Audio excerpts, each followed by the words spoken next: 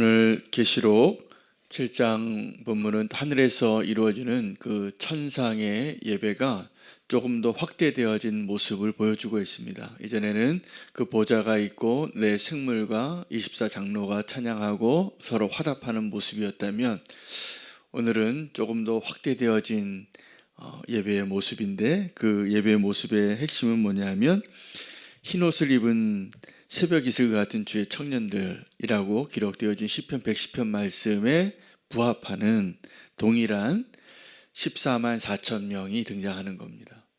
그러니까 하나님 나라의 백성이 굉장히 많아져서 오늘 7장 앞부분의 본문은 오늘 본문이 아니라서 오늘 읽지는 않았지만 그 본문이 함께 이어지는데 이렇게 9절에는 기록이 되어지거든요. 이 일 후에라고 이렇게 되어지는데 이 일이 무엇입니까?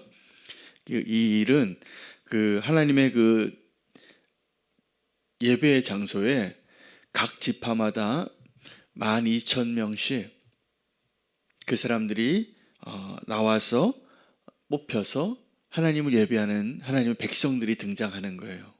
그래서 14만 4천 명이 함께 그 하나님을 예배하는 자리에 하나님의 백성들이 가득해서 하나님께 예배하는 그 모습을 이야기하는 겁니다. 그 모습을 이렇게 표현합니다. 7장 9절에 굉장히 유명한 본문이에요. 이 일 후에 내가 보니 각 나라와 족속과 백성과 방언에서 아무도 능히 셀 수 없는 큰 무리가 나와 흰옷을 입고 손에 종려가지를 들고 보좌 앞과 어린 양 앞에 서서 큰 소리로 외치며 예배를 했다는 것입니다. 예배를 했는데 이 사람들이 누구인가? 여러분, 이 질문에 대해서 우리가 예수님이 땅에서 사역을 하실 때 제자들이 이렇게 물었어요. 구원받는 사람이 많습니까? 근데 예수님이 그 구원받은 사람이 많으냐는 질문에 뭐라고 대답하셨냐면 좁은 문으로 들어가라 그러셨어요. 그리고 이 땅에서 주여 주여 하는 자들은 많지만 내가 모르는 사람들도 많다. 그래서 이것을 오해하시면 안 됩니다. 그래서 우리는 어떤 생각이 있냐면 천국 들어가는 사람이 얼마 안 되겠구나.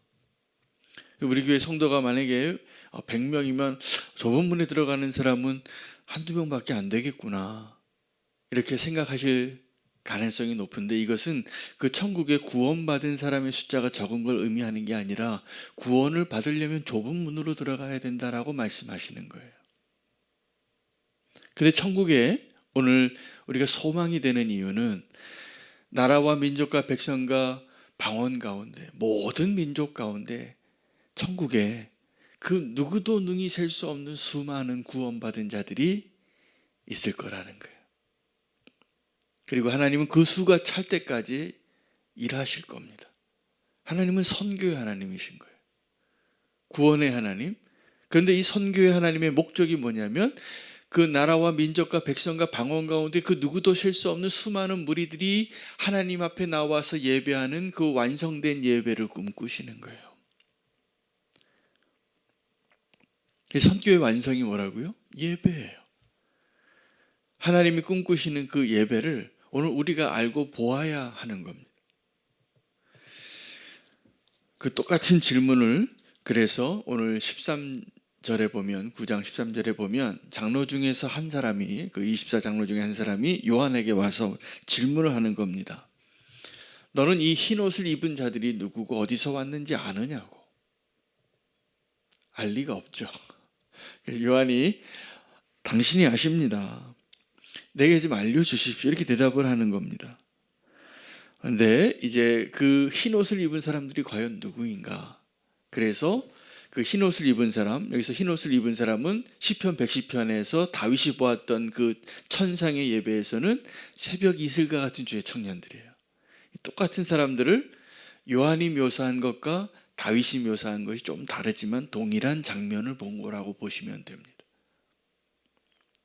다윗이 봤을 때는 그 보좌에 아버지와 아들이 있고 그리고 새벽 이슬과 같은 주의 청년들이 기쁘게 헌신하며 나오는 것을 보았다 그랬어요. 근데 요한은 이 14만 4천의 하나님의 백성이 나라와 민족과 백성과 방언 가운데서 나왔다. 모든 민족 가운데에서 하나님을 예배하는 사람들이 나왔다. 이렇게 기록을 하고 있는 것이죠. 자, 그럼 그 사람이 누구인가 오늘 우리가 아는 것이 오늘 하나님의 은혜입니다.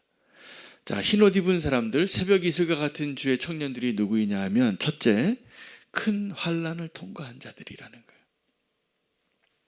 오늘 보면 14절에 장로 중에서 한 사람이 나 모른다고 하니까 설명을 해주는데 이는 큰 환난에서 나오는 자들이라. 여러분, 그러니까 우리가 여기서 말하는 큰 환난은 마지막 때의 환난을 의미하는 거죠. 또 우리가 인생 가운데 어떠한 환난이든지 큰 환난을 겪는 사람들이 있어요. 근데 이거 축복입니다. 그 환난을 통과한 사람들이에요. 자, 두 번째 그 사람이 누구냐 하면 어린 양의 피에 그 옷을 씻어 희게 하였느니라. 하나님의 의는 어떤 것이냐면 나의 의가 아니라 예수 그리스도의 보혈로 그 옷을 씻어서 하얗게 보이고 의롭게 보이고 완전하게 보이는 자들을 의미하는 거예요. 그러니까 예수 그리스도의 보혈 없이는 우리가 하나님 앞에 서서 예배하는 자가 되기 어려워요. 그 옷을, 흰 옷이 피로 씻어서 깨끗해진 옷이에요.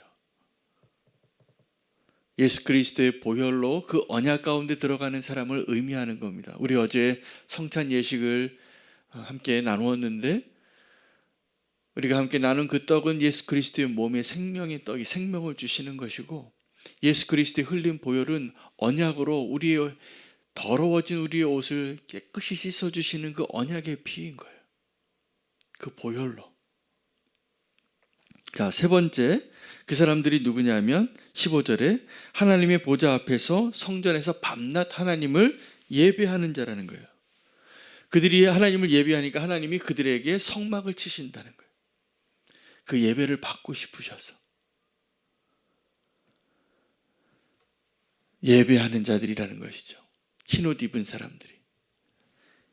그런데 더 위로가 되는 것은 그 네 번째 내용이에요. 이 흰옷을 입은 사람들이 누구냐 하면 16절 이하입니다.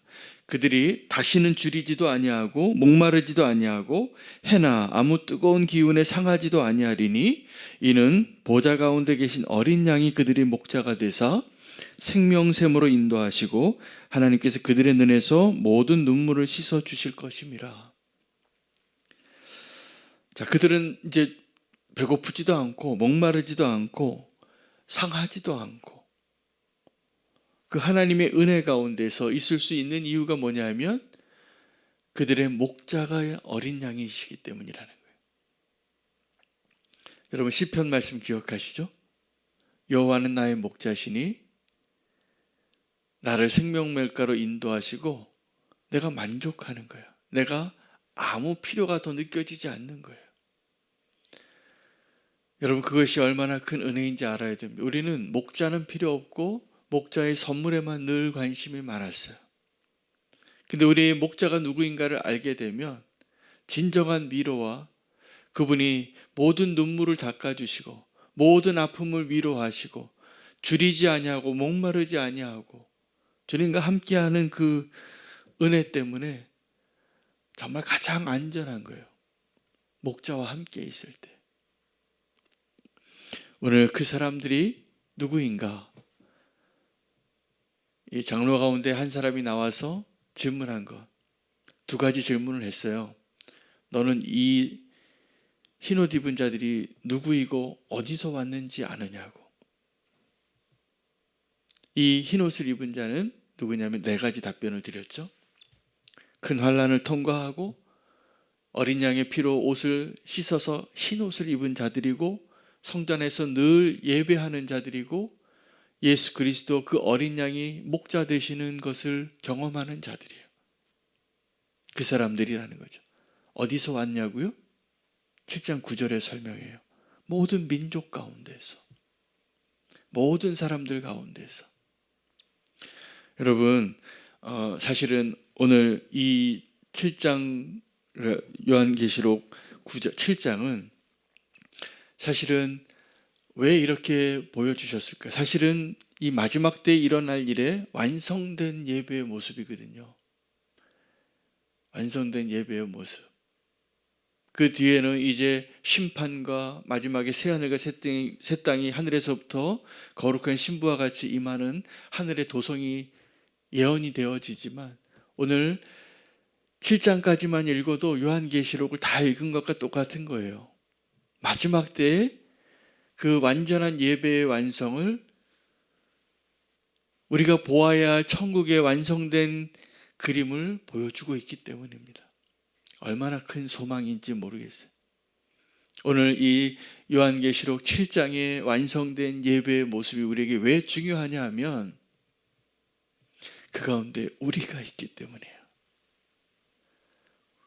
우리가 그 흰 옷을 입은 자들 가운데 한 사람인 것을 믿으라고, 소망을 가지라고 요한에게 이걸 보여준 거예요. 왜요? 요한은 그때 당시 어떻게 살았습니까?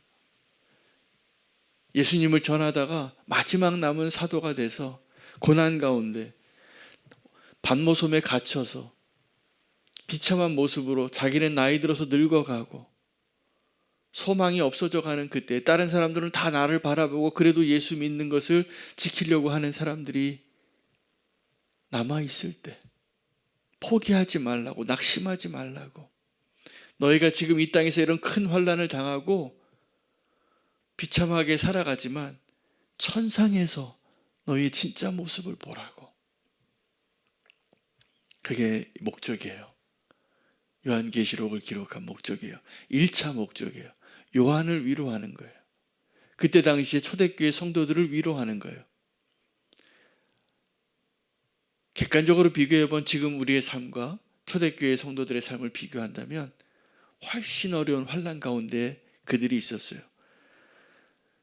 여러분, 그들이 어떻게 핍박을 받았냐 하면 미친 네로 황제, 이런 사람들이 등장해요. 이 그리스도인들을 죽이는데 그 스테디움에서 맹수와 싸워서 잡아먹히고 뜯기는 것을 보고 즐겨요. 그 희생제물로 다 그리스도인들을 썼어요. 로마 시내 거리에 불빛이, 가로등이 필요한데 뭐 태울 게 필요하잖아요. 그리스도인들을 거기에 매달아서 기름 부어서 거리를 밝혔어요. 그런 환난을 당한 거예요. 예수 믿는다고. 우리 예수 믿는다고 우리가 당하는 고난은 이때 당시에 요한이 경험했던 고난과 비교할 수 없습니다. 우리는 깨어서 소망으로 오늘 내가 어떠한 자인가를 알고, 물론 그 환난의 객관적인 비교가 안 되겠죠. 당하는 사람은 그게 힘들면 힘든 겁니다. 소망을 가지시기를 바라요. 눈물 닦아주실 것을 믿으시기 바라요. 우리는 지금 뭐 먹을까 무엇을 마실까로 고민하지만 그 천국에서는 아무도 줄이지도 않고 목마르지도 않고 상함도 없고 해함도 없고 눈물 닦아주시는 그분이 함께 하시니까 오늘 믿음의 눈을 여시고 소망을 가지시기를 바랍니다. 요한계시록은 두려운 이야기가 아니라 오늘 이 장문이 클라이맥스인 거예요. 마지막 때에 환란이 막 임하는 것이 클라이막스가 아니라 우리가 주님 앞에서 모든 민족 가운데, 각 지파 가운데 12,000명씩 14만 4천, 이건 구원받은 사람의 완전한 숫자를 상징하는 거예요. 그리고 그 숫자가 많다는 거예요. 소망으로 오늘을 사시기를 바랍니다. 소망으로 천국에서 이루어지는 예배를 보시기를 바랍니다. 그 소망이 있을 때 오늘 이 땅에서 드리는 우리의 예배와 삶이 힘이 있을 수 있어요. 오늘 저 여러분이 그 천국 소망으로 그 천국에서 이루어진 그 예배의 현장에 오늘 우리를 보여주셨기 때문에 오늘 진짜 예배의 현장은 우리의 삶의 자리입니다. 그것에서 꼭 주님을 예배하는 자로 사시기를 축복합니다. 오늘 말씀 붙잡고 소망으로 한번 기도하기를 원합니다. 주님, 우리의 삶